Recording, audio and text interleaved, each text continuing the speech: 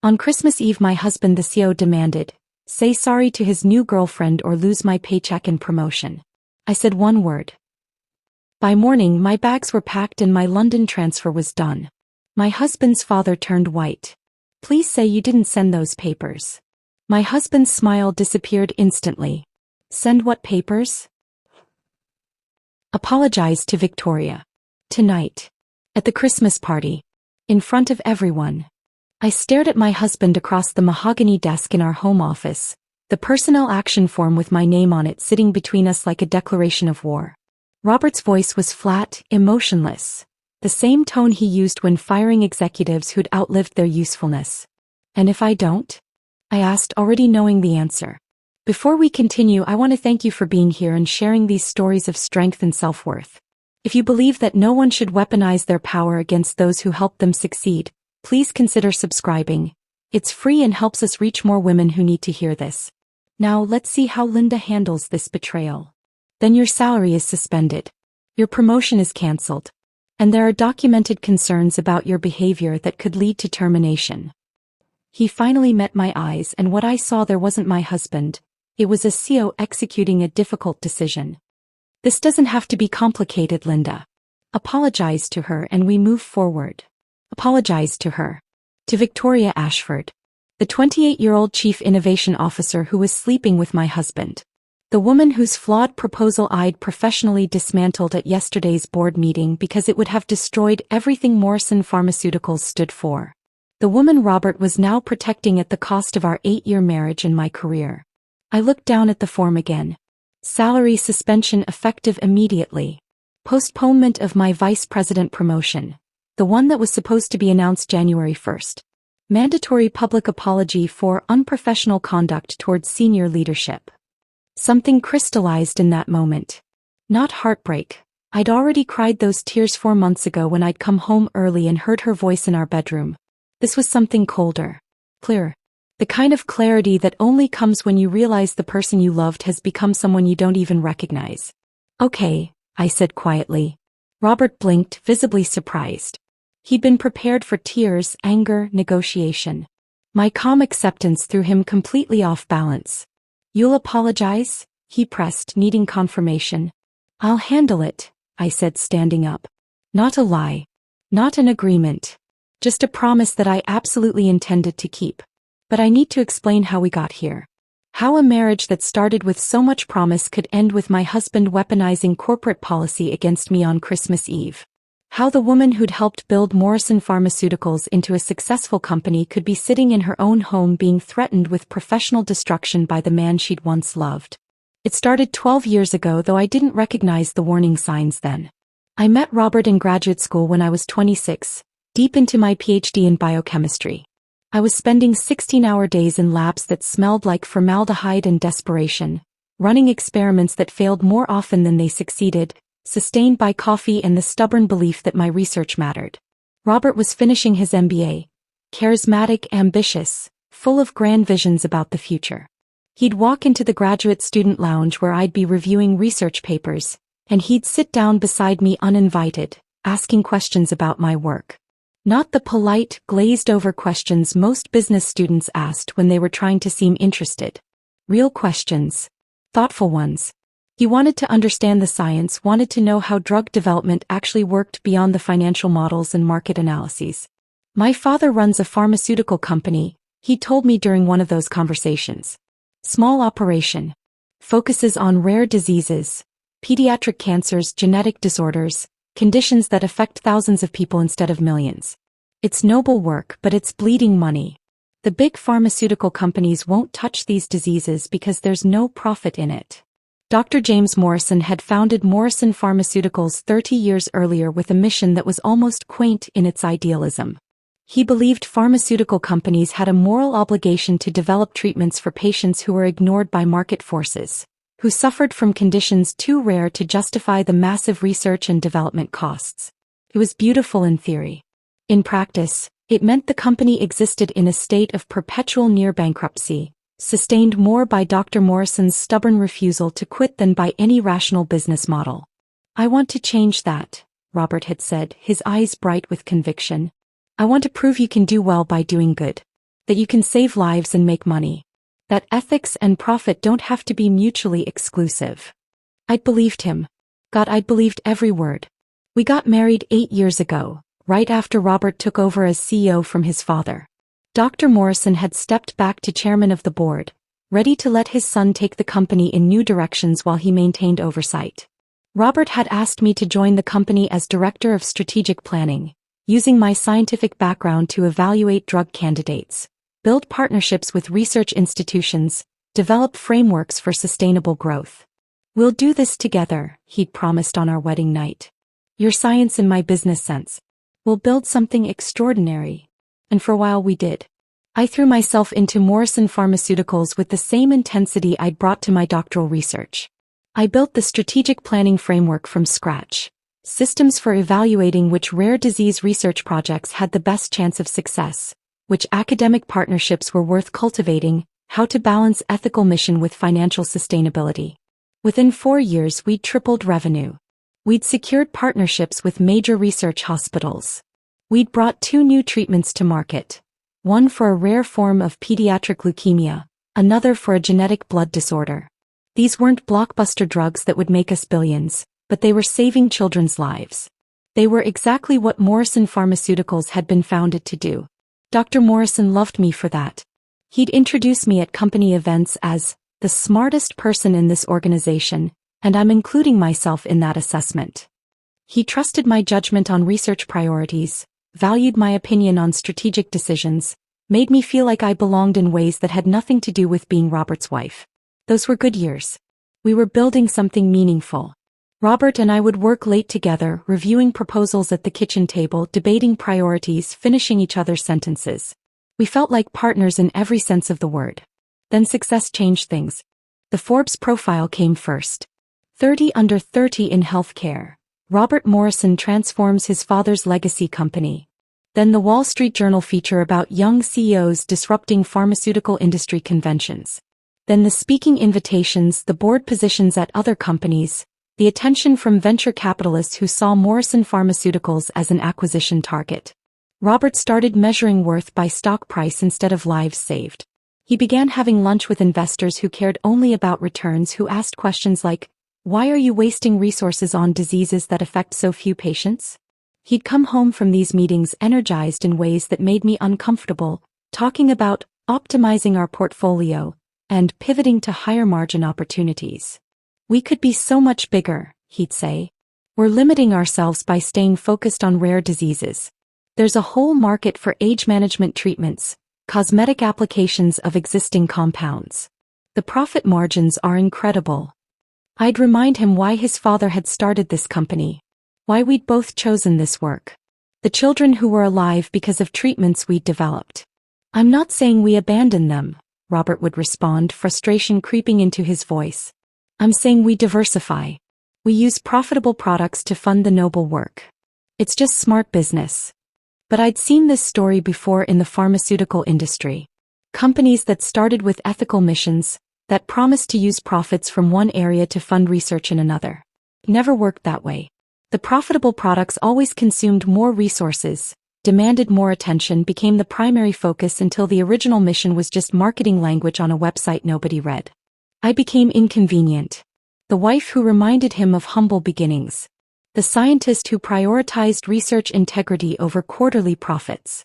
The voice asking uncomfortable questions about whether we were betraying the mission we'd started with. 6 months ago, things shifted in ways I couldn't ignore anymore. Robert started coming home after midnight, smelling like expensive perfume I didn't own. He'd take phone calls in other rooms, his voice dropping to intimate whispers when I walked past. He stopped touching me casually. No more hand on my shoulder when we passed in the hallway. No more kiss on the forehead when I was working late. He stopped asking about my day. Stopped listening when I talked. Stopped seeing me as anything except an obstacle to whatever future he'd convinced himself he was building. I told myself I was being paranoid. That the stress of leadership was affecting him. That successful marriages required understanding and patience.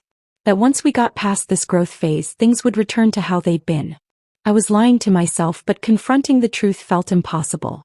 Then came the day 4 months ago that shattered every comfortable delusion I'd been clinging to. I'd been at a conference in Boston, 3 days of presentations about breakthrough cancer treatments, networking with researchers whose work could potentially partner with ours. My mind was spinning with possibilities when I decided to come home a day early to surprise Robert.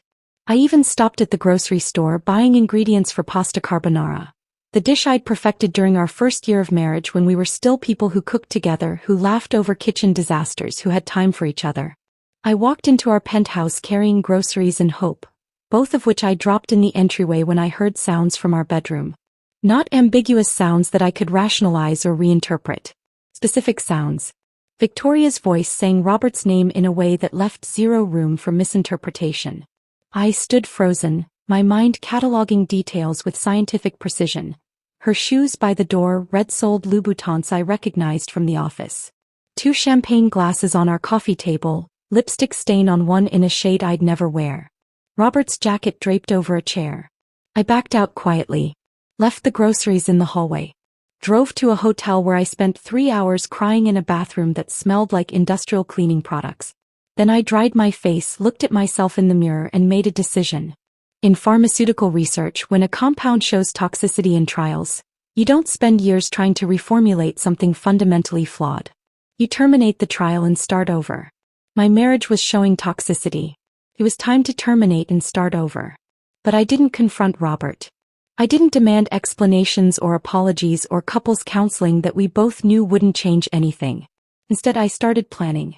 The next morning, I called Dr. Morrison and asked about the European expansion he'd mentioned months earlier. The idea of opening a London office to build partnerships with Cambridge and Oxford researchers. Robert doesn't understand the science like you do, Dr. Morrison had said, his voice heavy with something that sounded like disappointment. He's becoming too focused on financials. I need someone in London who remembers why we started this company. I volunteered immediately.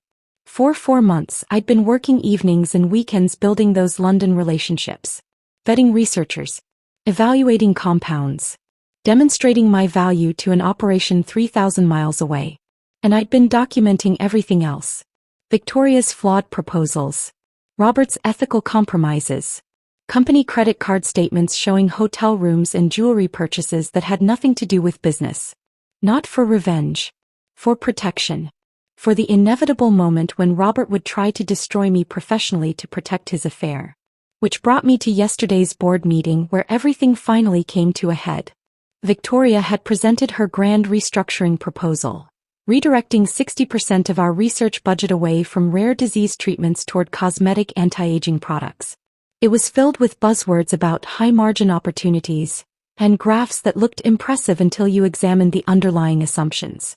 The science was shallow. The ethics were non-existent. It was everything Morrison Pharmaceuticals had been founded to oppose. I'd spent 3 days preparing a counter-analysis that methodically dismantled every assumption in Victoria's proposal. I'd documented why it would destroy our reputation, alienate research partners, betray our mission. Dr. Morrison had listened to both presentations, then removed his reading glasses with deliberate precision. Linda's analysis is sound. Victoria's proposal has merit for a different kind of company, but it's not who we are. Motion to table indefinitely. The board had agreed unanimously. Victoria's face had gone white, then red. She'd looked at Robert, waiting for him to defend her. He'd said nothing during the meeting. But that night he'd been ice. You humiliated her, he'd said. In front of my father. In front of the board. Which is how I ended up here. Christmas Eve. Sitting across from my husband while he demanded I apologize to his mistress or lose everything I'd built. Okay, I'd said. And I meant it. I would handle this. Just not the way Robert expected. Because in my briefcase, locked in my car downstairs, was a folder Dr. Morrison had given me an hour ago. Documents restructuring my role into Managing Director of Morrison Pharmaceuticals Europe. Approved by the board. Filed with the SC. Effective January 2nd. Robert thought okay meant surrender. He was about to learn what it actually meant. I walked out of Robert's office and headed downstairs to where the Christmas party was already in full swing. The penthouse's great room had been transformed into something out of a corporate fantasy. Crystal chandeliers casting warm light over marble floors. A string quartet playing something classical that nobody was actually listening to. Junior executives in cocktail dresses and dark suits trying to network without appearing too desperate. I needed a drink. Or maybe I needed to leave entirely, get in my car and drive until I hit somewhere that wasn't here. But Dr. Morrison had asked me specifically to attend tonight, and after what he'd done for me, after that folder sitting in my briefcase with documents that would change everything, I owed him at least a few hours of presence. I grabbed champagne from a passing waiter and positioned myself near the windows, watching the snow fall over Manhattan while half listening to conversations about fourth-quarter earnings and holiday travel plans. My mind was still in that office upstairs, still processing the conversation that had just happened, still feeling the cold shock of watching my husband weaponize corporate policy against me. Linda. I turned to find Jennifer Chen from Regulatory Affairs standing beside me, concern written across her face. Jennifer and I had worked together for 6 years. She was brilliant, meticulous, and one of the few people in the company who seemed to operate outside the political games that consumed everyone else. "Are you okay?" she asked quietly. "You look like you've seen a ghost." "Something like that," I said, taking a long drink of champagne that tasted too expensive and too cold. Jennifer glanced around to make sure no one was close enough to overhear. "It's about Victoria, isn't it? Robert's making you pay for yesterday's board meeting." I looked at her sharply. "How did you?" "Everyone knows," Jennifer interrupted gently. "About Robert and Victoria. About the board meeting.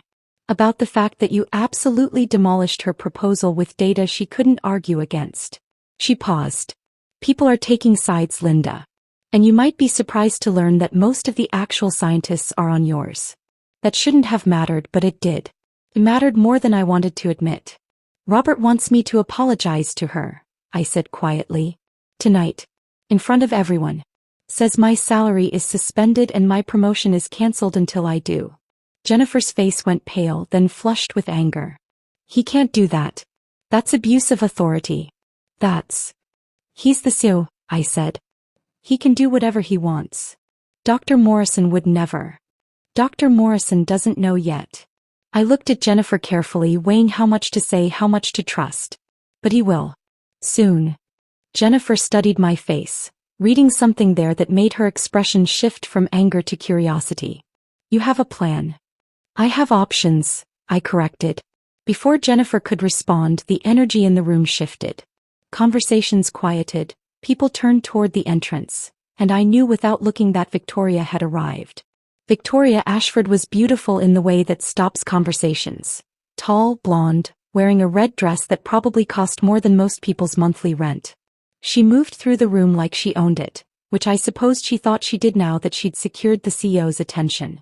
I'd watched this transformation over the past 6 months, ever since Robert had hired her as Chief Innovation Officer without consulting me despite the obvious overlap with my strategic planning responsibilities.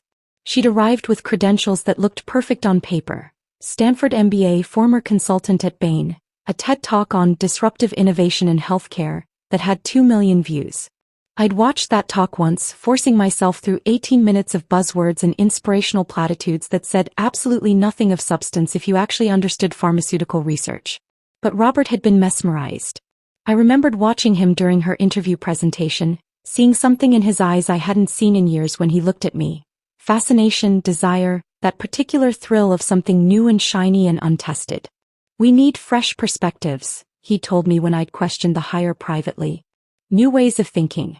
You're brilliant, Linda, but sometimes you're too focused on the science and not enough on the business."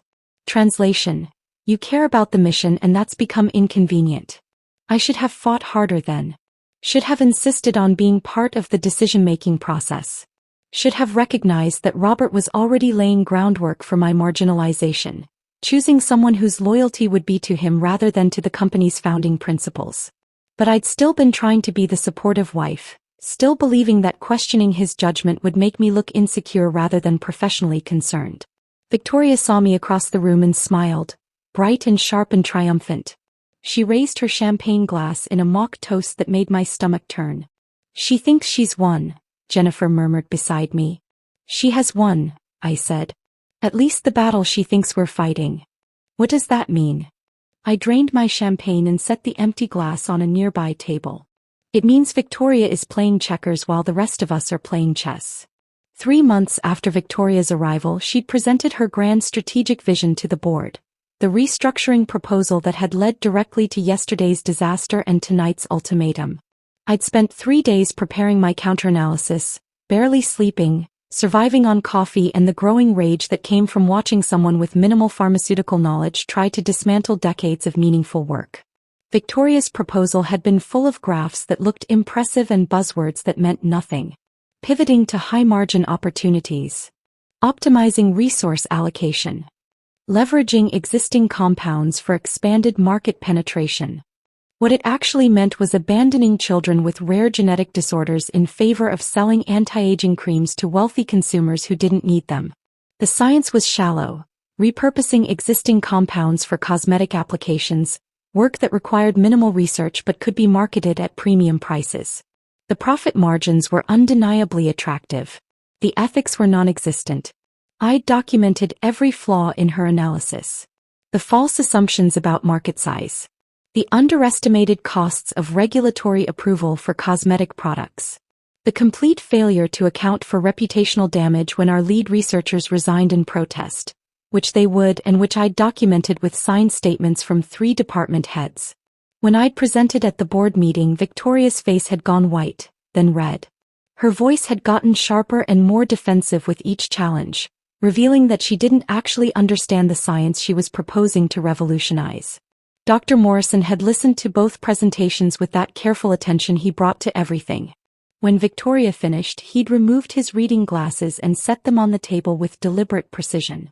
"Linda's analysis is sound," he'd said quietly. "Victoria's proposal has merit for a different kind of company, but it's not who we are." Motion to table indefinitely. The board had agreed unanimously. I should have felt vindication. Instead, I'd felt dread watching Robert's face throughout the meeting, seeing him store every moment of Victoria's humiliation like ammunition he'd use later. Which he had. Less than 24 hours later, in fact. "Linda." I turned to find Robert standing beside me, Victoria at his side, her hand possessive on his arm. Up close she was even more striking. Perfect makeup, perfect hair, that particular polish that came from having both money and time to maintain it. "Robert," I said evenly. "Victoria. We need to talk," Robert said, his voice carrying that flat authority that meant this wasn't a request. "I thought we already did," I replied. "In your office. About 30 minutes ago." Robert's jaw tightened. "I meant all 3 of us. Victoria deserves an explanation for yesterday's." "Victoria got an explanation yesterday," I interrupted, looking directly at her. "At the board meeting, where I presented data showing why her proposal would damage the company my father-in-law spent 30 years building." Victoria's smile didn't waver, but something cold entered her eyes. "It's interesting that you frame it that way. As if protecting outdated business models is the same as protecting the company's future. It's interesting that you think anti-aging creams represent the future of pharmaceutical research," I countered. "But then you've never actually worked in pharmaceutical research, have you? Just consulted on it. From the outside. For companies that prioritize profit over patients." "Linda." Robert's voice carried a warning. "What?" I looked at him. "Did you want me to apologize now? Here. Is that what this conversation is about?" Robert glanced around, noticing that we'd attracted attention, that nearby conversations had gone quiet as people sensed confrontation. "Not here," he said tightly. "Upstairs. In my office. 5 minutes." He walked away without waiting for confirmation, Victoria following, her red dress a slash of color through the neutral-toned crowd.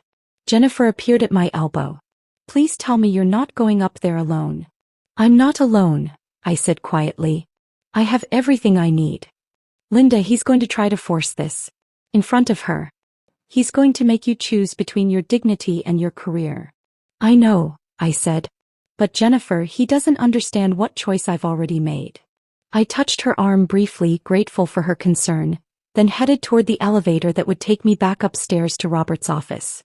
Back to the conversation that would end my marriage and begin everything else. The folder in my briefcase felt heavier than it should, full of documents that represented 4 months of quiet preparation, of building relationships Robert knew nothing about, of creating options he didn't know existed. Okay, I'd told him earlier. And I'd meant it. But not in any way he understood. The elevator doors closed and I watched the party disappear below me. All those people celebrating a holiday in a company that was about to change in ways they couldn't yet imagine. When the doors opened on the executive floor, I could see lights spilling from Robert's office down the hall.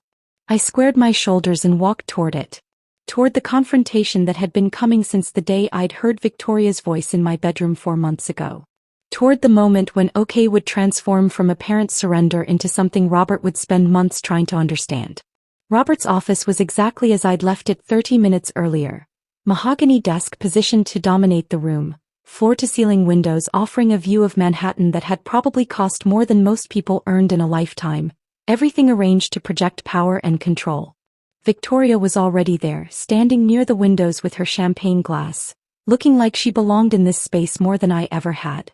Robert sat behind his desk in what I'd come to think of as his throne, the leather chair that had been custom-made to his specifications, designed to make him sit slightly higher than anyone across from him. Small psychological games. CEO tricks I'd watched him learn from business books and executive coaching sessions. "Close the door," Robert said when I entered. I closed it, the click echoing louder than it should have in the sudden silence. "Sit," he added, gesturing to one of the chairs facing his desk. I remained standing. A small rebellion, perhaps meaningless, but I'd learned over the past months that sometimes the only power you have left is refusing to make yourself comfortable in your own humiliation. Robert's eyes narrowed slightly. He noticed. Of course he noticed. It was one of the things that had made him successful. That attention to detail, that ability to read people and situations and adjust his approach accordingly. "We need to resolve this situation," he said, his voice dropping into that flat, professional tone that made everything sound like a business transaction. "Victoria has expressed concerns about working with you going forward, and frankly, after yesterday's board meeting, I share those concerns." "Concerns," I repeated, the word feeling strange in my mouth. "About me doing my job. About presenting accurate data that contradicted a flawed proposal." Victoria set her champagne glass down with deliberate precision. "Your presentation wasn't about data, Linda. It was about making me look incompetent in front of the board. About undermining my credibility because you see me as a threat." I almost laughed. Almost. Because the sheer audacity of it, her standing in my husband's office, wearing a dress that probably cost more than our researchers earned in a month, accusing me of feeling threatened by her, was so absurd it almost broke through the cold anger that had been building in my chest. "I see you as exactly what you are," I said quietly.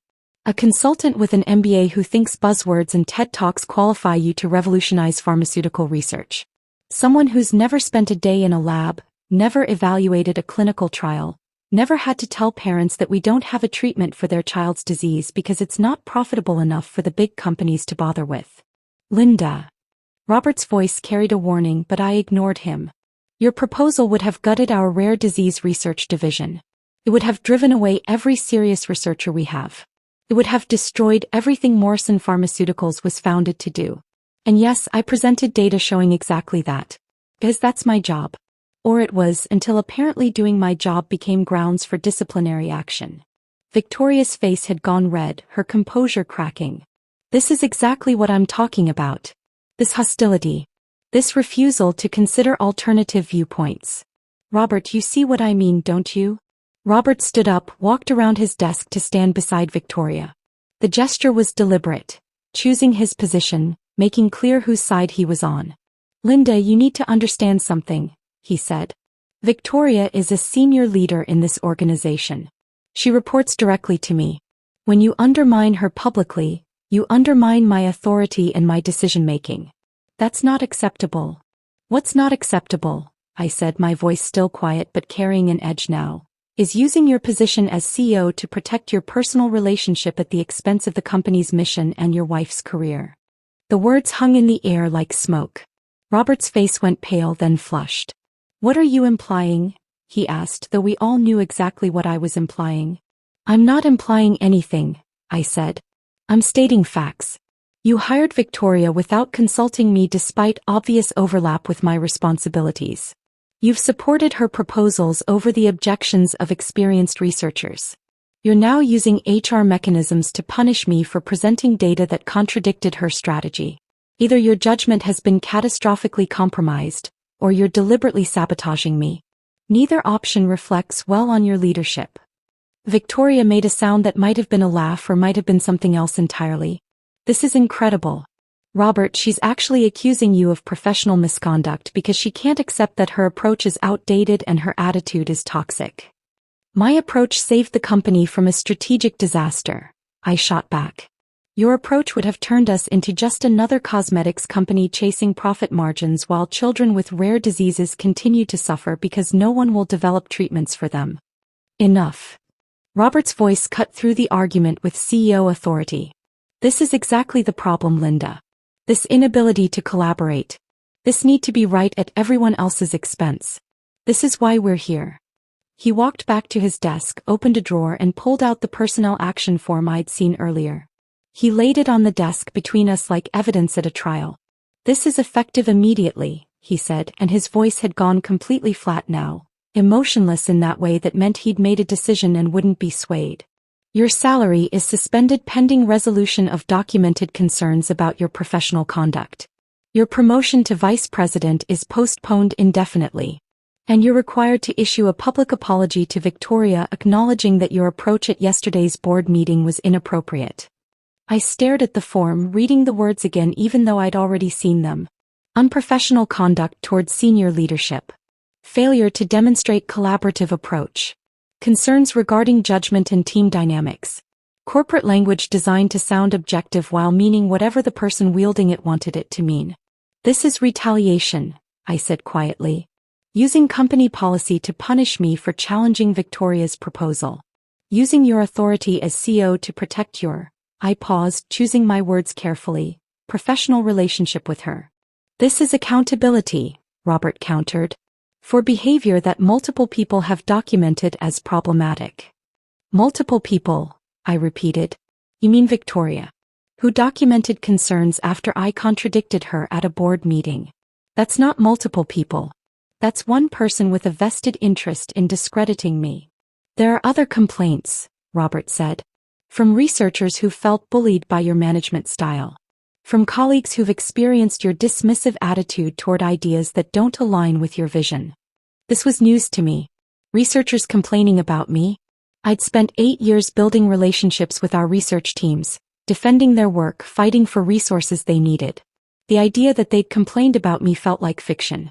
Unless Robert was simply making it up. Creating a paper trail to justify what he was about to do. Show me the documentation, I said. These complaints from researchers. I want to see them. That's part of the HR investigation, Robert said. You'll have access to relevant materials through the proper channels. In other words, you can't show me because they don't exist. In other words, there are proper procedures that we're following. Robert's voice was getting harder now, frustrated that I wasn't simply accepting this. Linda, I'm trying to handle this professionally. I'm giving you a chance to resolve this without it escalating further. All you need to do is acknowledge that your approach was inappropriate and commit to better collaboration going forward. Better collaboration, I said. Meaning I should support Victoria's proposals even when they're fundamentally flawed. Meaning I should stay quiet when I see strategic mistakes being made. Meaning I should prioritize protecting egos over protecting the company's mission. Meaning you should treat senior leadership with respect, Victoria interjected. Meaning you should find ways to express concerns that don't involve humiliating people in front of the board. Meaning you should recognize that you're not the only person in this company with valuable insights. I looked at her, really looked at her, trying to understand what she actually wanted. Was this about professional ambition? About securing her position by eliminating someone she saw as competition? Or was it something more personal, proving to herself, to Robert, to everyone that she'd won, that she'd successfully replaced me in every aspect of his life? Maybe it was all of those things. Maybe people's motivations were never as simple as we wanted them to be. I'm not apologizing, I said, turning back to Robert. Not to her, not to you, not to anyone. I presented accurate data at a board meeting using appropriate professional channels. If Victoria is embarrassed by having her proposal rejected, that's a consequence of submitting a flawed proposal, not of me being unprofessional. Robert's jaw tightened. Then the suspension stands. And if you continue to refuse, we'll have to consider whether your position here is viable at all. Are you threatening to fire me? I asked, my voice still calm despite everything. On Christmas Eve? While we're hosting a party downstairs. I'm explaining consequences, Robert said. Actions have consequences, Linda. You can't undermine leadership and expect no response. I thought about the folder in my briefcase downstairs. About Dr. Morrison's documents restructuring my role, transforming me from Robert's subordinate into someone who reported directly to the board. About 4 months of quietly building relationships in London, demonstrating my value to an operation Robert knew nothing about. About the choice I'd already made before I'd even walked into this office. You're right, I said. Actions do have consequences. You're about to learn that. Robert frowned, uncertain again, that crack in his confidence widening slightly. What's that supposed to mean? It means I'm not the person you seem to think I am, I said. The person who'll accept humiliation to keep a job. The person who'll apologize for being right because it makes you uncomfortable. The person who'll stay in a company where the CEO uses his authority to protect his affair at his wife's expense. You need to be very careful about what you're implying, Robert said, his voice dropping to something dangerous. I'm not implying anything, I said again. I'm simply stating that I won't be apologizing to Victoria. I won't be accepting this suspension. And I won't be staying in a position where my professional judgment is weaponized against me because it conflicts with your personal interests. Victoria laughed, sharp and brittle. So what, you're just going to quit? Walk away from everything you've built here? Because that's what happens when you refuse to be a team player, Linda. You isolate yourself. You end up with nothing. Maybe, I said. Or maybe I end up with something better. Something that doesn't require compromising my integrity or watching the mission I believed in get dismantled for profit margins and ego. I turned toward the door, done with this conversation, done with trying to make them understand something they had no interest in understanding. Linda. Robert's voice stopped me at the threshold. If you walk out of here without agreeing to these terms, there's no coming back. This is your last chance to handle this the easy way. I looked back at him, at this man I'd married 12 years ago when I still believed love and ambition could coexist without destroying each other. Hey, I said. The same word I'd said earlier. The word he'd taken as surrender. But this time I saw the flicker of doubt in his eyes. The beginning of understanding that maybe, just maybe, he'd miscalculated something fundamental. I'll handle this, I added. Tonight. At the party. You'll get your answer. Then I walked out, leaving them standing in that office, probably already congratulating themselves on winning a battle they didn't understand they'd just lost. The war was over before they even knew it had started. I walked out of Robert's office for the second time that night and took the elevator back down to the party. My hands were steady as I pressed the button, my breathing calm despite the adrenaline coursing through my system. The elevator descended smoothly, each floor taking me further from the confrontation upstairs and closer to the moment that would change everything. When the doors opened, the party was still in full swing. The string quartet had been replaced by a DJ playing something with a careful balance between festive and professional. Junior analysts were dancing now, emboldened by champagne and the temporary suspension of workplace hierarchies that company parties created. I found Dr. Morrison near the windows where I'd left him earlier, watching the snow fall over Manhattan with the particular stillness of someone who'd lived long enough to recognize pivotal moments when they arrived. It's done, I said quietly, standing beside him. He didn't ask what I meant. He'd known this was coming from the moment he'd handed me that folder. You're sure about London? He asked instead. Once you make this announcement, there's no walking it back. Robert will. He paused, choosing his words carefully. My son will not handle this well. I know, I said. But staying would destroy me. Slowly, methodically, one small humiliation at a time until I couldn't remember who I was before I became someone who accepted being treated like this. Dr. Morrison nodded slowly, something like pride crossing his weathered face. Your flight is Monday morning? 6 a.m. out of JFK. I land at Heathrow Tuesday evening, London time. The apartment in Shoreditch should be ready by Wednesday. The team is excited, Dr. Morrison said. Marcus has already started reaching out to his Cambridge contacts. Elena has set up introductions with 3 Oxford research groups for your first week. David has the budget projections ready for review. I'd been working with that London team for 4 months through video calls and email exchanges, building relationships while my marriage disintegrated and Robert grew increasingly hostile. They felt more like colleagues than anyone in the New York office had in years. People who valued competence over politics, who cared about the work itself rather than using it as a stepping stone to somewhere else. "Thank you," I said to Dr. Morrison, meaning it for so much more than just the job. For seeing what Robert was becoming. For giving me a way out that isn't just running away. "You earned this," he said firmly. "The London position isn't a favor or a rescue mission. It's recognition that you're the best person to build what we need in Europe. Robert will eventually understand that. Or he won't. But either way, it won't change the fact that you've earned this opportunity through merit." The music shifted to something slower, more contemplative. I watched executives drift toward the bar for refills, saw Victoria emerge from the elevator and scan the room until her eyes found Robert, who'd appeared moments after her. Their faces were tight, uncertain. Whatever confidence they'd felt upstairs had been replaced by something else. Concern, maybe, or the beginning of understanding that the situation wasn't as controlled as they'd thought. Robert's eyes found mine across the room. For a moment we just looked at each other. Husband and wife, CEO and Director of Strategic Planning, two people who'd once believed they were building something together and had somehow ended up as adversaries in a corporate drama neither of us had wanted. Then he started walking toward me, Victoria close behind, and I knew the time had come. Dr. Morrison touched my arm briefly. "Good luck, Linda. Though I don't think you'll need it."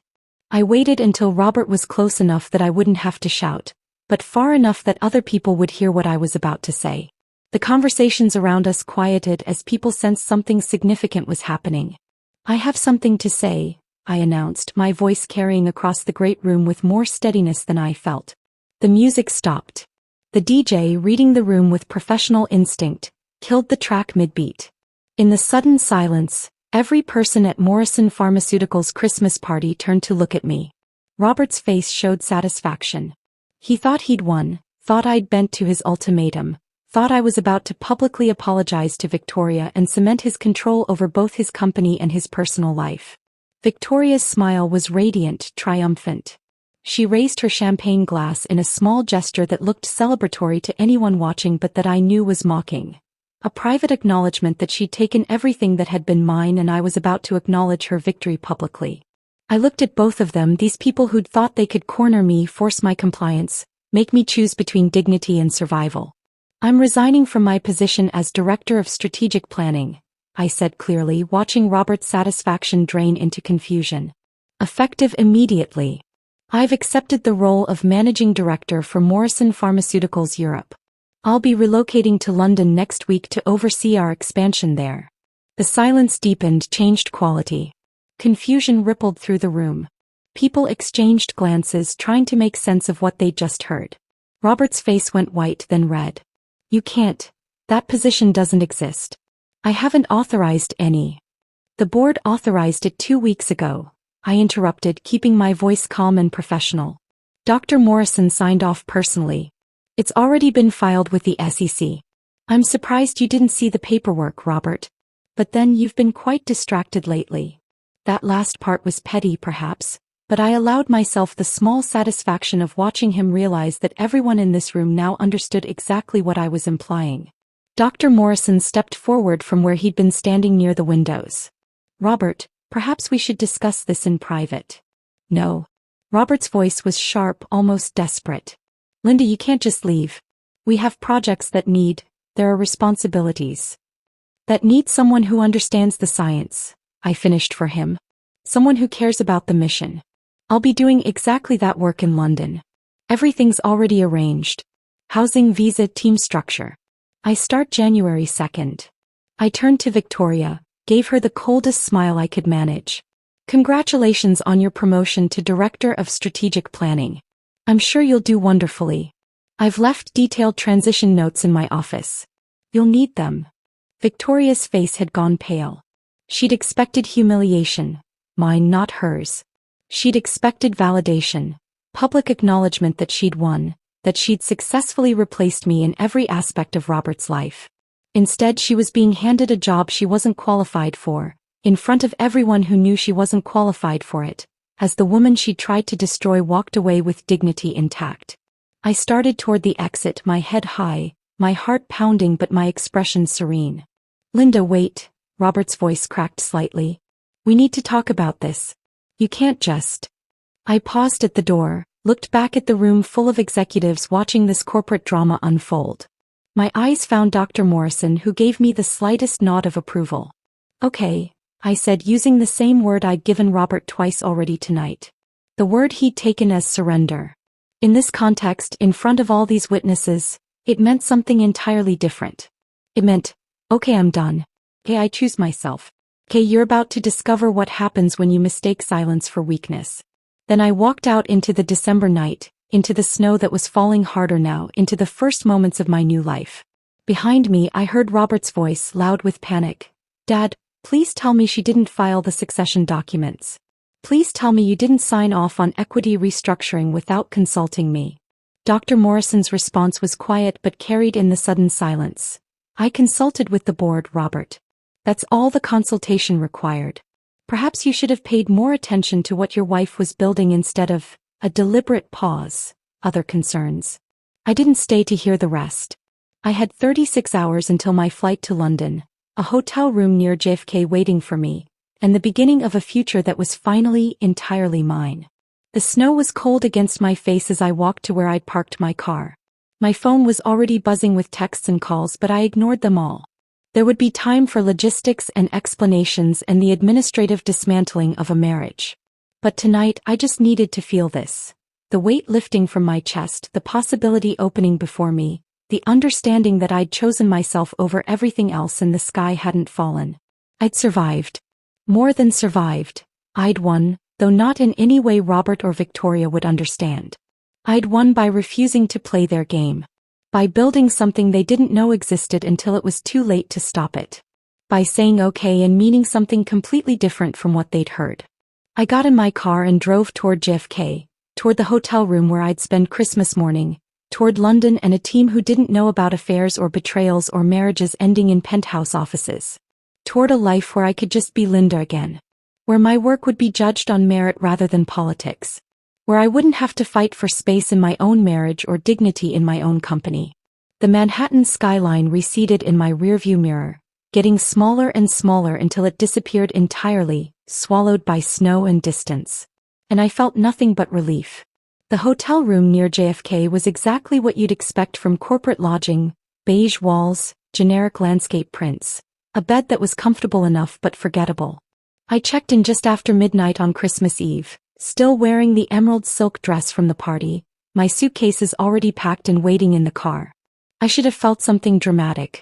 Grief, maybe, or rage, or the kind of cathartic relief that comes from finally escaping something toxic. Instead, I just felt tired and oddly empty, like I'd been holding my breath for months and had finally exhaled but didn't quite know what to do with the space that created. My phone had been buzzing constantly since I'd left the party. I turned off the sound, but the screen kept lighting up with notifications. Texts, calls, voicemails accumulating like evidence of the chaos I'd left behind. 23 calls from Robert. 18 from Victoria. 6 from various executives. I didn't answer any of them. Instead, I ordered room service, a club sandwich I barely touched, and spent Christmas Eve reviewing documents for London, trying to focus on the future rather than the wreckage of the past. Christmas morning, I woke early and called Dr. Morrison. He answered on the first ring, his voice alert despite the hour. Linda, how are you holding up? I'm fine, I said, which wasn't quite true but wasn't quite a lie either. How bad was it after I left? Dr. Morrison sighed and I heard coffee being poured, that small domestic sound somehow grounding across the phone line. Robert spent most of the night trying to find legal grounds to block your transfer. He called 3 different lawyers, woke up the board's general counsel at 1 a.m. They all told him the same thing. Your contract has international mobility clauses, the London position is a legitimate promotion, the board approval is ironclad.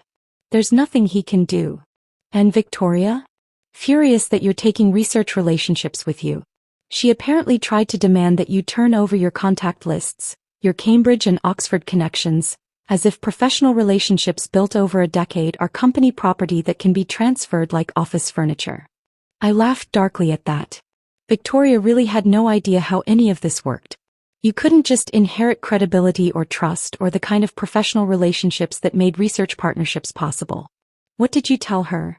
That Linda Morrison's professional relationships belong to Linda Morrison, and if she chooses to leverage them for Morrison Pharmaceuticals Europe, that's exactly what we'd hope she'd do. He paused. Robert asked me to reconsider the London position. Said having you operating independently would create conflicts with his strategic vision for the company. What did you say? I said that perhaps it's time the company had more than one strategic vision. That relying entirely on one person's judgment, especially when that judgment has been questionable lately, isn't sound governance. Another pause, heavier this time.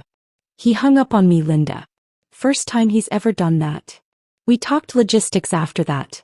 My flight Monday morning, the apartment in Shoreditch that would be ready by Wednesday, the team that was already preparing for my arrival. Before hanging up, Dr. Morrison said something that made my chest tighten. I'm sorry. For what he did to you. For what he became. You deserved better from my son and from this family. I sat with that apology for a long time after the call ended, staring out at the New York skyline through the hotel window, gray and cold in December morning light.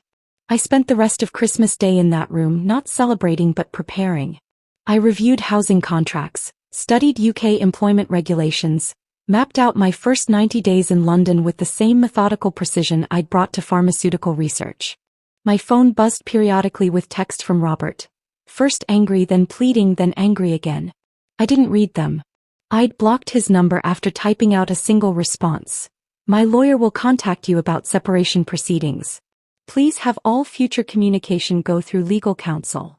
Monday morning came too quickly and not quickly enough. I checked out of the hotel at 4 a.m., returned my rental car, went through security with my British work visa and my carefully organized documents proving that yes, I had legitimate employment waiting in London. No, I wasn't planning to overstay. The flight was long and gave me too much time to think. I'd brought work, research proposals to review, partnership agreements to study, but found myself staring out the window instead, watching the Atlantic scroll past below, that vast gray expanse separating my old life from whatever came next. I landed at Heathrow Tuesday evening, exhausted and disoriented by jet lag and the sheer magnitude of what I'd just done. But Marcus met me at arrivals with a sign that said, Dr. Morrison, and a genuinely warm smile, and something in my chest loosened slightly. Welcome to London, he said, helping with my luggage. The team is very excited to work with you.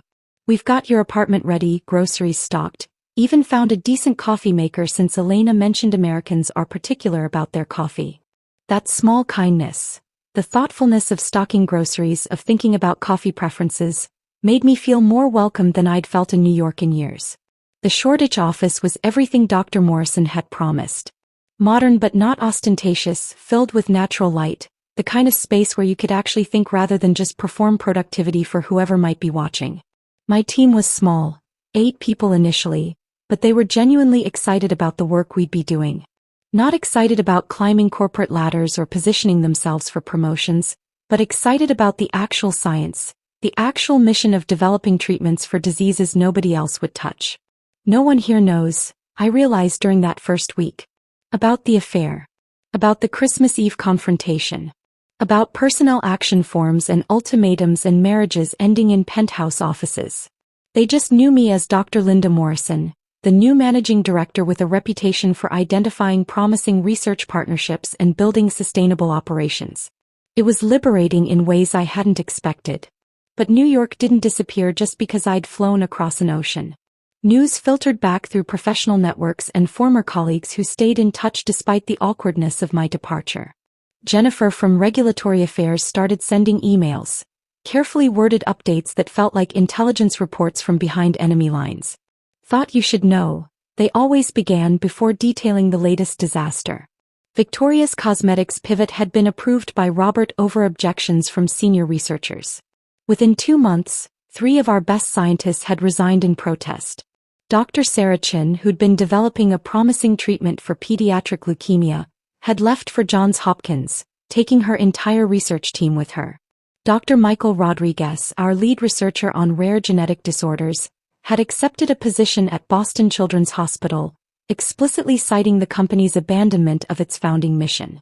Each departure created ripples. Other researchers grew nervous, started updating their CVs, taking calls from recruiters. Morale collapsed. Productivity suffered.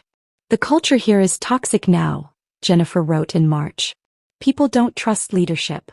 Robert keeps promising that the cosmetics division will generate revenue to fund rare disease research, but nobody believes him.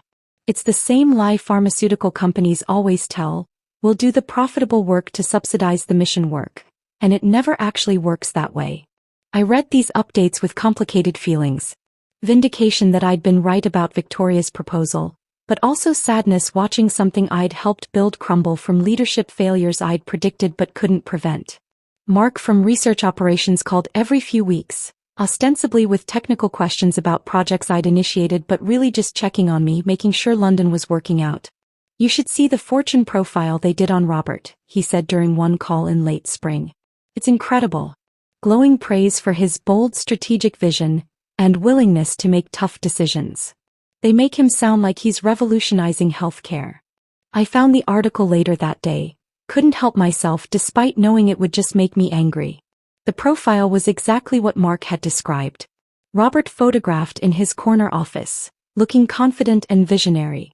Victoria mentioned as his innovative chief strategy officer driving expansion into high-growth markets. My departure referenced in a single sentence about restructuring leadership and amicable transition. Amicable. That word again. As if anything about what had happened was amicable. What the Fortune journalist hadn't mentioned, what they'd either missed or deliberately ignored, was the talent hemorrhaging from Morrison Pharmaceuticals, the erosion of academic partnerships, the quiet crisis happening beneath Robert's carefully managed public image. Does he believe his own spin now? I'd asked Mark. Or is he just performing for the cameras? I honestly don't know anymore, Mark had replied. He and Victoria are inseparable. She's basically co-CEO at this point. They make every major decision together, and anyone who questions them gets marginalized or pushed out. Through Jennifer's updates, I learned that Victoria was struggling badly in her expanded role. Turned out an MBA and a TED Talk didn't actually prepare you to evaluate pharmaceutical research or build relationships with academics who'd spent decades in the field. She tried to leverage my old Cambridge and Oxford contacts, but those relationships had been built on trust and scientific credibility she simply didn't possess. Dr. Hammond at Cambridge had apparently told her, quite directly, that he had no interest in partnering with a company that prioritized anti-aging creams over life-saving treatments. Dr. Okonkwo at Oxford had been more diplomatic but equally firm. Morrison Pharmaceuticals' reputation had deteriorated significantly under new leadership. Victoria had responded by trying to buy partnerships, throwing money at institutions, offering inflated research grants, attempting to purchase credibility she couldn't earn. Some smaller programs had accepted the funding, but the top-tier researchers, the ones whose work actually mattered, had politely declined. She'd also made critical evaluation mistakes. Jennifer sent me a confidential email detailing how Victoria had approved 3 cosmetic research projects that were scientifically questionable at best. One compound had shown liver toxicity in early trials, but Victoria had pushed it forward anyway, convinced the marketing potential outweighed the risks. The FDA had killed that project before it even reached phase 1 trials. Cost to Morrison Pharmaceuticals: $8 million and significant reputational damage. Robert should have held Victoria accountable for these failures. Instead, he defended every decision, interpreted every criticism as personal attack rather than legitimate professional concern. It was the same dynamic I'd experienced. Robert's ego so entangled with Victoria that admitting her incompetence would mean admitting his own judgment had been catastrophically compromised. By July, 7 months after I'd left, the cracks were becoming impossible to hide. Morrison Pharmaceuticals' stock price had dropped 15%. An industry analyst published a report questioning whether the company had lost its competitive advantage in rare disease treatments, the very niche that had made them valuable. Dr. Morrison called me one evening in August, his voice carrying exhaustion that worried me deeply. The board is getting restless, he said. 3 members have approached me privately expressing concerns about Robert's leadership. They're not ready to act yet, but they're watching carefully. What are you going to do? I asked. Long pause. He's my son, Linda. I want to believe he'll recognize his mistakes and correct course. But I'm also the chairman of a company with responsibilities to employees, patients, shareholders. If he continues like this. He didn't finish the sentence. Didn't need to. We talked about London after that. He wanted detailed reports on our progress, seemed to draw energy from hearing about partnerships succeeding, compounds advancing through trials. You're building what I always hoped this company could be, he said before hanging up. Robert's building what I always feared it might become. That conversation haunted me for days.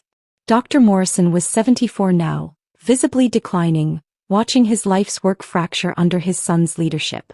I threw myself deeper into London work, partly to justify his faith in me, partly to avoid dwelling on New York's collapse. A disaster I'd escaped but couldn't completely separate myself from. Not when it involved people I'd worked with and a mission I still believed in despite everything.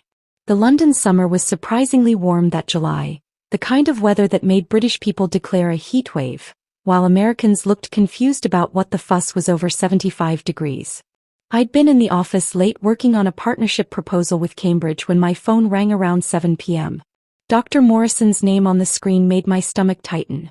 He didn't usually call this late, and when he did, it meant something significant had happened. Linda. His voice sounded strained, older than I'd heard it even during our difficult conversations about Robert's declining leadership. I need to tell you something before you hear it elsewhere. The board is launching an investigation into Robert's use of company funds. I set down my pen carefully, my mind immediately jumping to those credit card statements I documented months ago. The hotel rooms. The jewelry purchases. The restaurant bills that had nothing to do with legitimate business expenses. What kind of investigation? I asked, keeping my voice neutral. Inappropriate expenses.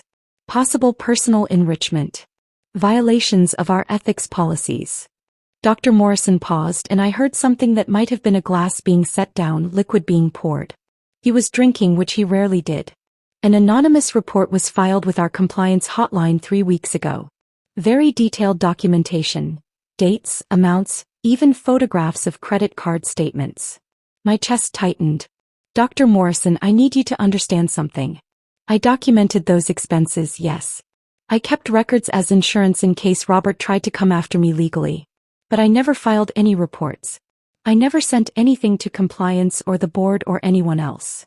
I had to ask, he said quietly. Not because I thought you would, but because the board will ask me and I needed to be able to answer honestly. Then who? I asked, though even as the words left my mouth, the answer was crystallizing with devastating clarity. That's what I can't figure out, Dr. Morrison said. Who else would have access to this information? Who else would have documentation detailed enough to? Victoria, I interrupted. Silence on the other end of the line. Then, what?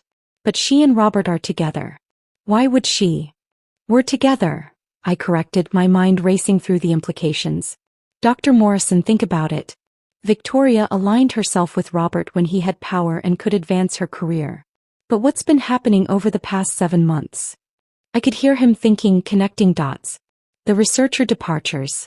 The failed projects. The stock price decline. Exactly. Robert's reputation has been declining steadily. The board has been questioning his judgment. And Victoria has been struggling visibly in her role. She can't build academic partnerships, she's made costly evaluation mistakes, she's basically proven that she's not qualified for the position Robert gave her. I stood up, pacing my office as the pieces fell into place. She's cutting ties before the ship sinks. And what better way than to position herself as a whistleblower? She can claim she was uncomfortable with Robert's ethics all along but felt too vulnerable to speak up until now. She distances herself from his failures, gets credit for doing the right thing, maybe even angles for his position when he's forced out. Dr. Morrison was quiet for a long moment. That's extraordinarily calculating. That's Victoria, I said. She's always been calculating. That's what made her successful as a consultant. The ability to read situations and position herself advantageously. Robert mistook that for genuine connection because he wanted to believe someone that beautiful and ambitious actually cared about him rather than what he could do for her. God, Dr. Morrison said softly. What have I let happen to my company? You didn't let anything happen, I said firmly. Robert made his choices. Victoria made hers. You're the one who created alternatives, who made sure the mission could survive regardless of what happened in New York. London is thriving because you had the foresight to build something separate from Robert's leadership. We talked for another 20 minutes about the investigation. How external counsel had been brought in, how thoroughly they were reviewing expenses, how Robert would be given a chance to explain, but the documentation was apparently damning. If the board asks for your documentation, Dr. Morrison said before hanging up, would you provide it? I thought carefully. If it's necessary to protect the company, yes. But I won't volunteer it. I don't want to be the vindictive ex-wife who brought him down. If Victoria's evidence is sufficient, let that be enough. The investigation took 3 months. I heard about it in pieces, through Dr. Morrison's periodic updates, through Jennifer's increasingly detailed emails, through the strange silence from other New York contacts who suddenly didn't know what to say to me. Jennifer's access to board-level gossip turned out to be surprisingly comprehensive. Her emails painted a picture of methodical demolition as external counsel interviewed employees, reviewed transactions, built a timeline that couldn't be explained away. They found nearly $200,000 in inappropriate expenses over 18 months, she wrote in September. Hotel suites. Jewelry that never appeared on any gift disclosure forms. Restaurant bills that clearly weren't business-related. And here's the part that's really damaging. Robert approved consulting contracts with a firm owned by Victoria's brother. Never disclosed the connection, never went through proper conflict of interest review. Basically used company money to funnel income to Victoria's family. I read that sitting at my desk in Shoreditch watching rain streak the windows, feeling something complicated twist in my chest. Not satisfaction exactly, but a kind of grim validation. I'd been right about Robert's judgment being compromised. I'd been right that his relationship with Victoria was affecting his professional decisions. I'd been right, and being right felt hollow and sad rather than triumphant. Marcus knocked on my office door around that time, concerned about my expression. Everything okay? Just news from New York, I said, closing my laptop. Nothing that affects our work here. But that wasn't entirely true. Morrison Pharmaceuticals' reputation was taking hits that affected the entire organization, including the European division. Some potential partners were asking questions about leadership stability, about whether the company's mission was changing, about whether they wanted to associate with an organization that was making headlines for the wrong reasons. The board met today, Jennifer wrote in late September. Executive session, no minutes recorded. Robert looked like he'd aged a decade. Victoria wasn't there. Apparently she's been put on leave pending investigation results. Rumor is she's negotiating her exit package behind the scenes. So Victoria was getting out ahead of it. Smart. She'd position herself as someone who'd been caught up in Robert's misconduct rather than as an active participant. She'd probably land somewhere else within months, her resume carefully scrubbed to emphasize successes while burying the disasters. That was how people like Victoria operated, always thinking 3 moves ahead, always positioning for the next opportunity, always willing to sacrifice anyone who became inconvenient to their upward trajectory. In early October, Dr. Morrison called again. The board gave him a choice. Resign quietly with basic severance, or face termination for cause and possible legal action to recover the misappropriated funds. What did he choose? I asked, though I already knew. Resignation. His lawyer advised it. Fighting would mean public trials, media coverage, everything becoming much uglier than it already is. Dr. Morrison's voice carried exhaustion that worried me. There'll be a press release tomorrow. Standard language about pursuing other opportunities. The press release arrived the next morning, forwarded by Jennifer with no comment necessary.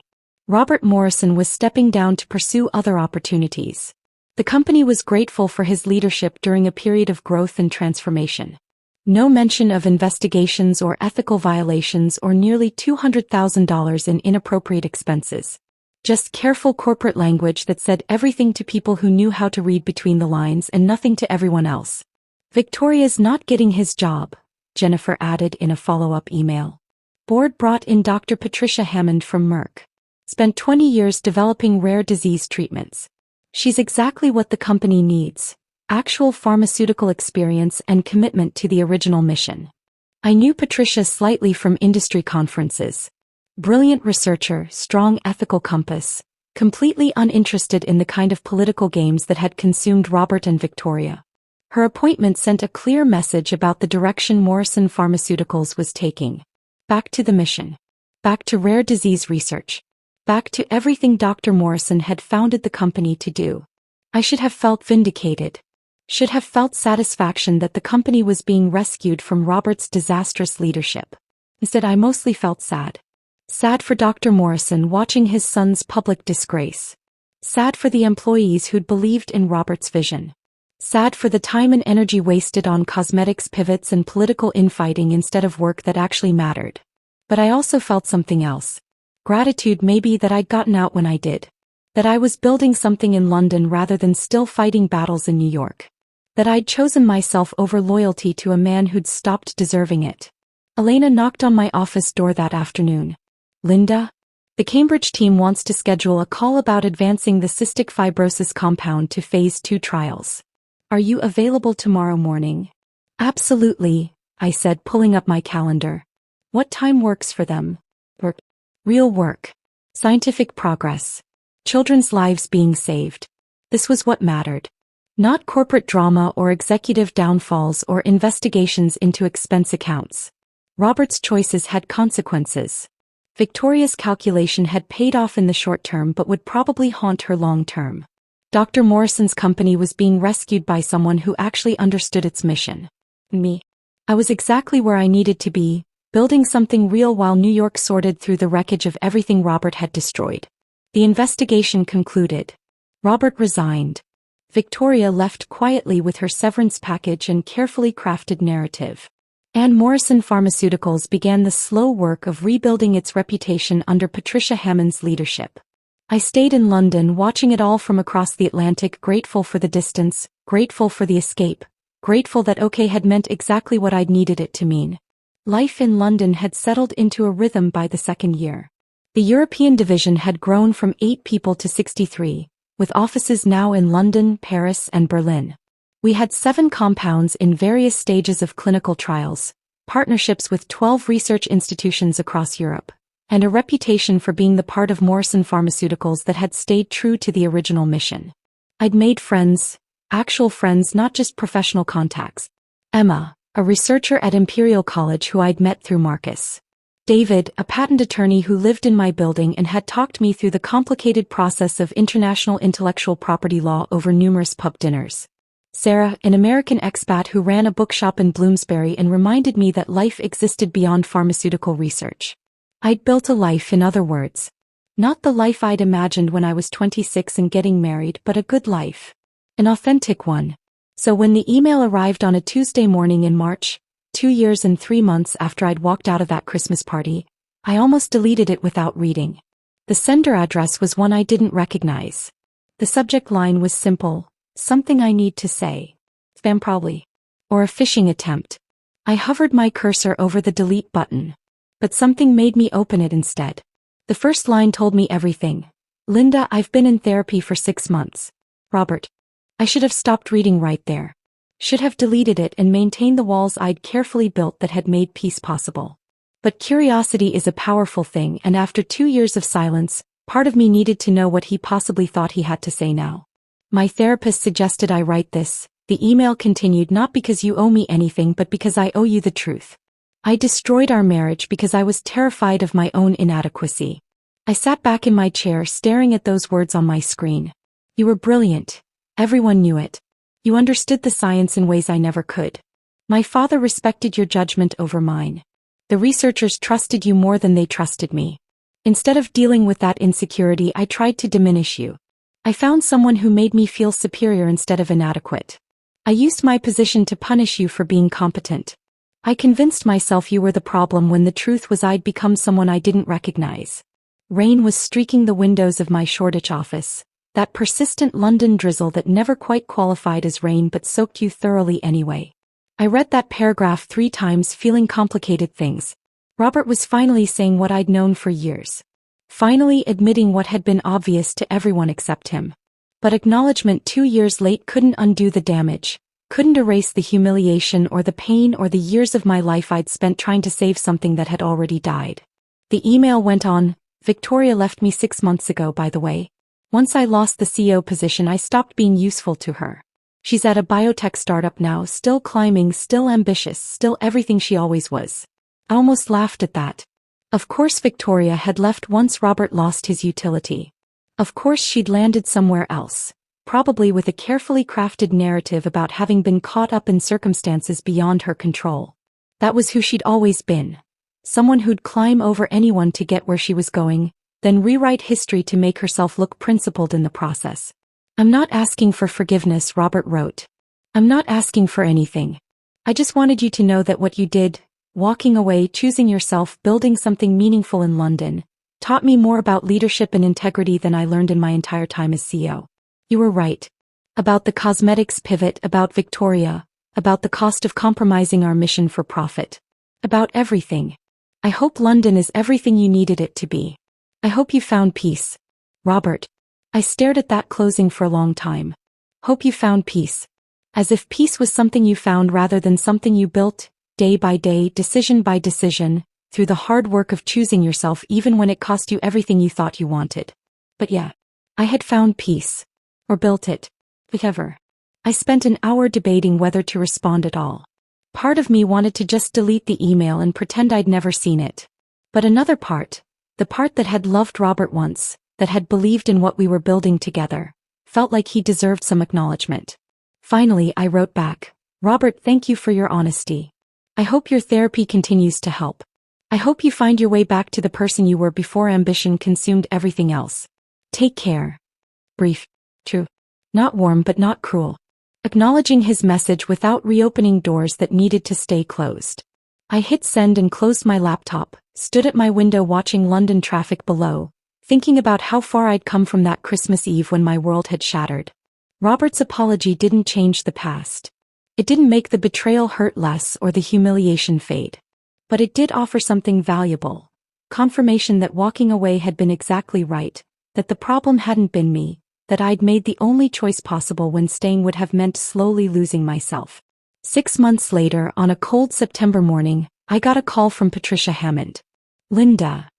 Her voice was gentle in a way that immediately made my stomach drop. "I have difficult news. James passed away last night. Peacefully in his sleep. His family was with him." I sat down heavily, my office suddenly feeling too small, the air too thin. Dr. Morrison. The man who'd seen me as more than just Robert's wife. Who'd valued my judgment. Who'd given me the escape route that had saved my life. Gone. "The memorial service is Saturday," Patricia continued. "In Manhattan. I know it's short notice, but the family specifically asked that you be notified. They said James would have wanted you there." I flew to New York that Friday, my first time back since I'd left 2 years and 9 months earlier. The city looked the same but felt different. Smaller, somehow less overwhelming, as if distance had shrunk it in my memory. The memorial service was at a Presbyterian church in Midtown, packed with hundreds of people whose lives Dr. Morrison had touched. Pharmaceutical industry leaders. Researchers whose work he'd funded. Patients. Actual patients, children who were alive because of treatments Morrison Pharmaceuticals had developed under his leadership. Patricia gave a eulogy that captured him perfectly. James Morrison built a company on the principle that every life has value, that diseases affecting thousands matter just as much as diseases affecting millions. In an industry often criticized for prioritizing shareholders over patients, he was a beacon of what healthcare capitalism could be at its best. I sat in the third row, crying quietly, mourning not just Dr. Morrison but everything he'd represented. The belief that you could be successful without being ruthless, that ethics and profit weren't mutually exclusive, that doing good and doing well didn't have to be opposing forces. Robert sat in the front row with his mother, looking older than his 42 years. Smaller somehow. Diminished in ways that went beyond physical appearance. Our eyes met once during the service. He nodded slightly. I nodded back. No words. No reconciliation. Just acknowledgement that we'd both loved the man being remembered and mourned, even if we'd betrayed that love in different ways. After the service, Dr. Morrison's lawyer, a man named Harold Chin who'd worked with the family for 30 years, pulled me aside. "Dr. Morrison left something for you," he said, handing me an envelope. "He asked that you read it privately." Back at my hotel that evening, I opened the envelope with hands that weren't quite steady. Inside was a letter in Dr. Morrison's familiar handwriting, dated 3 weeks before his death. Linda, if you're reading this, I'm gone. But before I go, I want you to know something. You saved my company. Not just the European division but the whole organization. By staying true to the mission, by refusing to compromise your ethics, by choosing to build something real instead of destroying Robert out of revenge, you reminded everyone what Morrison Pharmaceuticals was supposed to be. I had to stop reading, overwhelmed by emotion, grief and gratitude and the weight of being seen so clearly by someone who'd mattered so much. Robert was my son and I loved him. But you were the child of my vision, the one who understood what I was trying to build. Thank you for carrying that forward. Thank you for choosing integrity over revenge. The letter continued, and as I read the next paragraph, my breath caught. The company is yours now if you want it. The board is prepared to offer you the CEO position. I've left 40% of my voting shares to you, contingent on your acceptance. I stared at those words, reading them 3 times to make sure I understood correctly.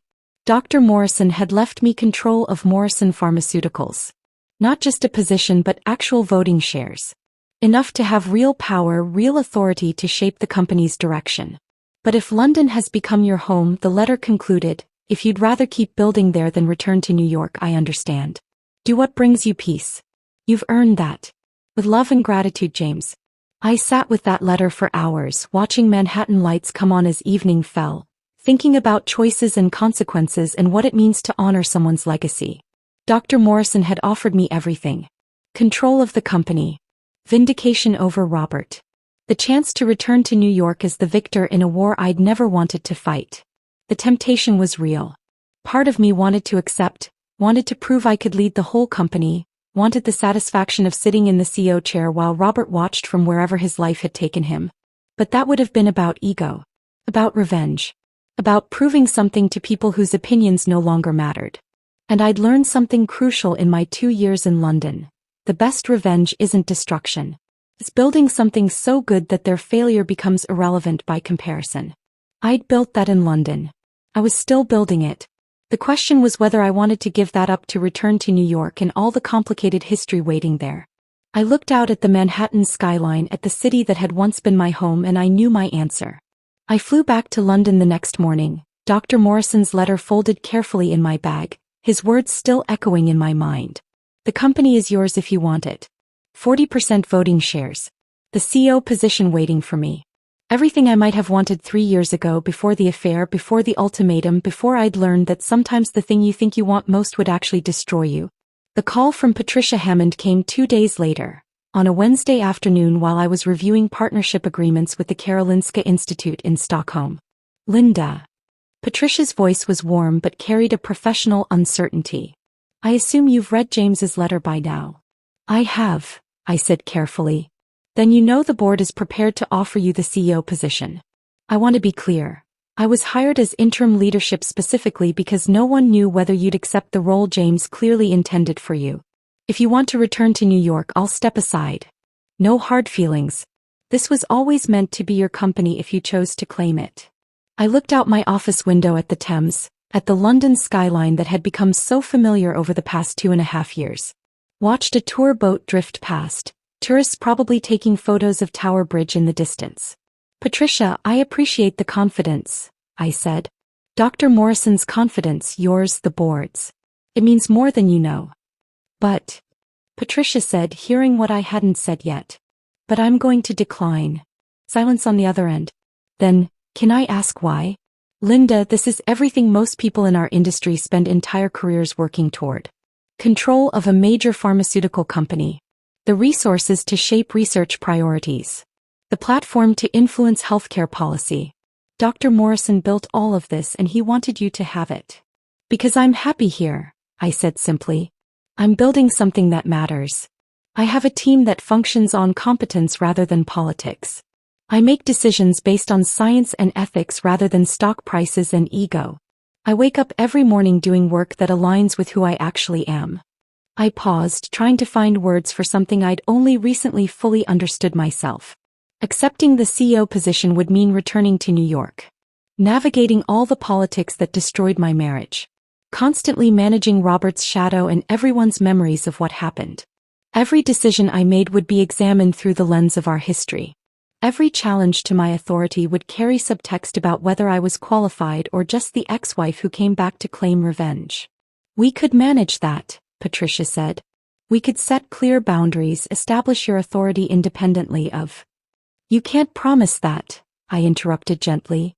Culture change takes years. Organizations have memories. And honestly, Patricia, I don't want to spend the next decade of my life fighting those battles. I did that for 8 years in my marriage. I'm done fighting for space that should have been freely given. Patricia was quiet for a long moment. You've really thought about this? I have, I confirmed. And here's what I think. You're doing excellent work. You understand the mission. You have the scientific credibility and the ethical compass. You're already refocusing Morrison Pharmaceuticals on rare disease research, repairing relationships with academic institutions, bringing back the researchers who left under Robert's leadership. I took a breath. You're exactly the leader Morrison Pharmaceuticals needs right now. Someone without baggage, without complicated history, without personal dynamics clouding every interaction. I recommend you for the permanent CEO position. Build on what Dr. Morrison started. And let me keep building the European division. We can accomplish more working together across the Atlantic than we could with me trying to navigate New York politics. You're sure? Patricia asked. This isn't fear talking? Because if you change your mind in 6 months. I'm sure, I said firmly. This isn't fear. It's clarity.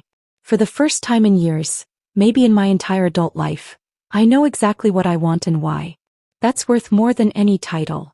We talked logistics after that, how the equity stake would work with me staying in London, how we'd coordinate between US and European operations, how we'd structure reporting relationships to honor Dr. Morrison's vision while building something sustainable. When I finally hung up, I felt a weight lift that I hadn't even fully realized I'd been carrying. The weight of expectation, of obligation, of feeling like I needed to prove something to people whose opinions had long since lost their power over me. I stayed in London. Over the next year, the European division grew to over 100 people with expanded offices in Paris and Berlin, and new partnerships across the continent. We became known as Morrison Pharmaceuticals Innovation Center. The place where ambitious rare disease research happened, where scientists came when they wanted to work on diseases that actually mattered rather than chasing blockbuster profits. The Karolinska Institute partnership yielded a promising compound for treating a rare form of muscular dystrophy. The Max Planck collaboration advanced research on genetic therapies for blood disorders. Cambridge and Oxford projects continued to progress through clinical trials. But the breakthrough came from an unexpected place. A small research group at the University of Edinburgh that Marcus had connected us with. They'd been working on a treatment for a rare form of pediatric leukemia that affected fewer than 300 children annually in Europe. Most pharmaceutical companies wouldn't touch it. The market was too small. The research was too risky. The profit potential was essentially zero. But Dr. Morrison hadn't founded Morrison Pharmaceuticals to chase profits. He'd founded it to save lives that bigger companies deemed not worth saving. Our Edinburgh collaboration yielded a compound that showed remarkable results in phase 2 trials. The FDA granted it breakthrough therapy designation, fast-tracking approval. If it succeeded, when it succeeded, those 300 children would have a treatment option where none had existed before. That was vindication worth more than any CEO title. That was revenge in its purest form. Not destroying Robert but building something so meaningful that his failures became irrelevant by comparison. I thought about him sometimes. Wondered what he was doing, whether therapy had actually helped, whether he'd found any peace in whatever life he'd built after losing everything. Through industry contacts I heard fragments. He'd taken a consulting position at a mid-sized pharmaceutical company. Strategy work. Fine but unremarkable. The kind of career that paid well but left no particular mark on the world. Victoria had landed at a biotech startup, apparently having learned just enough from her Morrison Pharmaceuticals disasters to be moderately competent in a less prominent role. She'd probably climb again eventually. People like Victoria always did. But she'd never reach the heights she'd aimed for, would always carry the reputation of someone who'd slept her way to a position she couldn't actually perform. Neither of them was thriving. But neither had been completely destroyed either. They were just ordinary. Average. People who'd reached higher than their competence justified, failed spectacularly, and settled into comfortable mediocrity. Me. I was extraordinary, Not because of titles or recognition, but because I was doing work that mattered while living a life that felt authentic. I'd found peace in London. Not the absence of challenge or difficulty, but the presence of purpose and meaning and the daily satisfaction of building something real. Sometimes, late at night, I'd think about that Christmas Eve 3 years ago. About standing in Robert's office while he demanded I apologize to his mistress. About saying that one word, okay, and watching his face shift from triumph to confusion to eventual horror as he realized what okay actually meant. Okay hadn't meant agreement or surrender. It had meant, okay, I see who you've become. Okay, I'm done trying to save something that's already dead. Okay, I choose myself. Okay, watch what happens when you mistake silence for weakness. Those 2 syllables had carried me across an ocean, through years of rebuilding, through the collapse of everything I'd thought defined me. Marriage, position, identity constructed around someone else's success. They carried me into something better. Something real. Something entirely mine. I'd learned that revenge doesn't have to be destruction. Sometimes the best revenge is simply living well. Building something meaningful, finding peace, constructing a life on your own terms rather than someone else's expectations. I'd learned that walking away isn't weakness. It's often the bravest choice you can make when staying would mean slowly losing yourself. I'd learned that the relationships worth keeping are built on mutual respect rather than need or obligation or complicated power dynamics where love and control become impossible to separate. And I'd learned that okay is sometimes the most powerful word in any language. Not because it agrees but because it acknowledges reality and chooses differently. Sitting in my London office on a rainy Tuesday evening, reviewing research proposals that would save children's lives, surrounded by a team that valued competence over politics, living in a city that had become home in ways New York never was, I finally meant it completely. I was okay. And that wasn't just enough. That was everything. The European division continued to grow. The Edinburgh compound advanced toward approval. New partnerships formed with research institutions I'd only dreamed of working with. Robert's shadow faded until it was barely visible, just a lesson learned rather than a wound still bleeding. Victoria became irrelevant, someone I occasionally heard about through industry gossip but who no longer occupied space in my thoughts. Dr. Morrison's legacy lived on, not in New York headquarters but in London labs, in children's hospitals across Europe, in research that saved lives because it was the right thing to do, not because it was profitable. And I lived, fully, authentically, on my own terms. Sometimes people asked if I regretted not taking the CEO position. If I wondered what might have been different if I'd returned to New York to claim the company Dr. Morrison had wanted me to have. The answer was always no. Because I'd learned the most important lesson of all. Winning isn't about claiming the biggest prize or proving you were right or making people who hurt you pay for what they did. Winning is choosing yourself. Building something meaningful. Finding peace. And by that measure I'd won completely. Okay, I'd said 3 years ago. And okay, I meant now. Not as surrender. Not as acceptance of defeat. But as the most powerful declaration I'd ever made. I am okay. I chose myself. And that choice saved my life. If this story of quiet power and strategic revenge had you gripping your seat, smash that like button right now. My favorite part was when Linda said, okay, at the Christmas party and walked out with her head high, leaving Robert panicking. What was your favorite moment? Drop it in the comments below. Don't miss more powerful revenge stories like this. Subscribe and hit that notification bell so you never miss an upload.